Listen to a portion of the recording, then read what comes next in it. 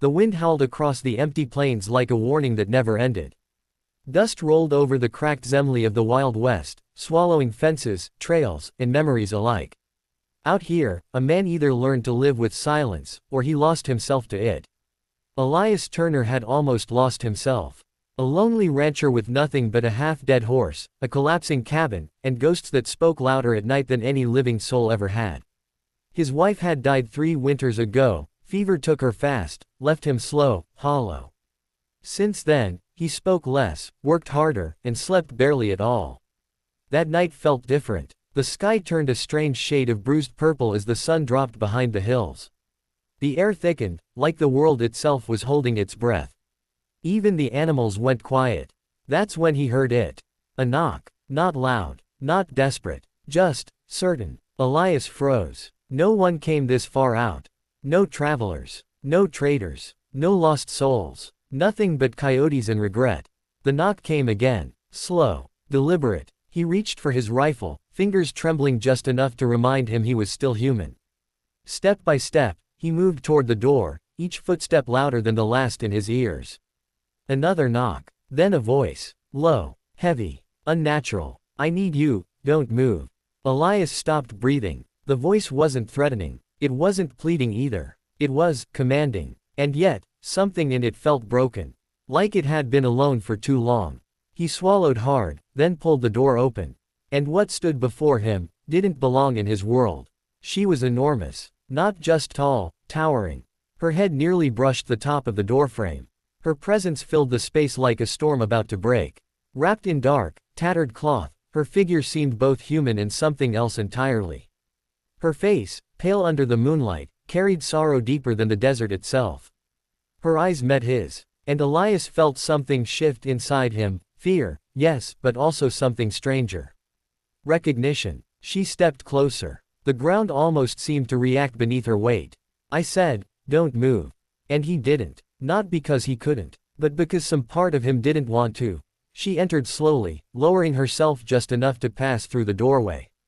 The cabin, once large enough for Elias alone, now felt suffocatingly small. He kept his rifle raised. But his hands shook. Not from weakness, from confusion. What are you? He finally asked. Her eyes softened, just slightly. A widow, she said. The word hung heavy. Elias frowned. That ain't what I meant. I know, she replied. But it's what I am. Silence fell again. The fire crackled in the corner, casting shadows that twisted around her massive form. She looked down at him, not with hunger, not with anger, but with something else. Loneliness. Deep, endless loneliness. I watched you, she said quietly. Elias stiffened. You what? For a long time, she continued. You speak to no one. You wake before the sun. You sit outside at night and stare at nothing. His grip tightened on the rifle. You should leave. She shook her head slowly. I can't. That word carried weight. Why not? He demanded. Her gaze dropped for the first time. Because I am tied to this land, she whispered. Just like you. Elias didn't lower his weapon. But he didn't fire either. Something in her voice, something real, kept him frozen in place. You expect me to believe that? He said. No, she replied softly. I expect nothing anymore. She moved closer. Too close. Elias stepped back instinctively, hitting the wooden table behind him. I said don't move, she repeated. But this time, there was no force in it. Only pain. You're afraid, she said. Anyone would be. She nodded. I was too, once. That made him pause. For the first time, he looked at her not as a threat, but as a story. What happened to you? He asked cautiously. Her silence lasted longer than before. Then she spoke. I loved someone, she said. A man who lived on this land long before you came. Elias felt a chill. He promised me a life. A home. A future. Her voice cracked. But the land doesn't give.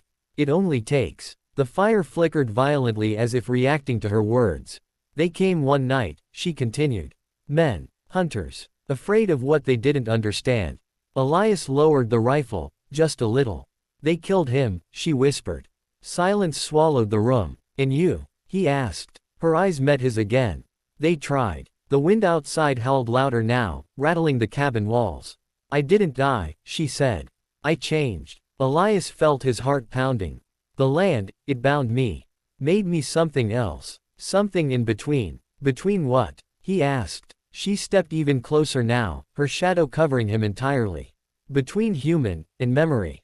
Elias didn't fully understand, but he felt it. The weight of years. Of loss. Of something that refused to end.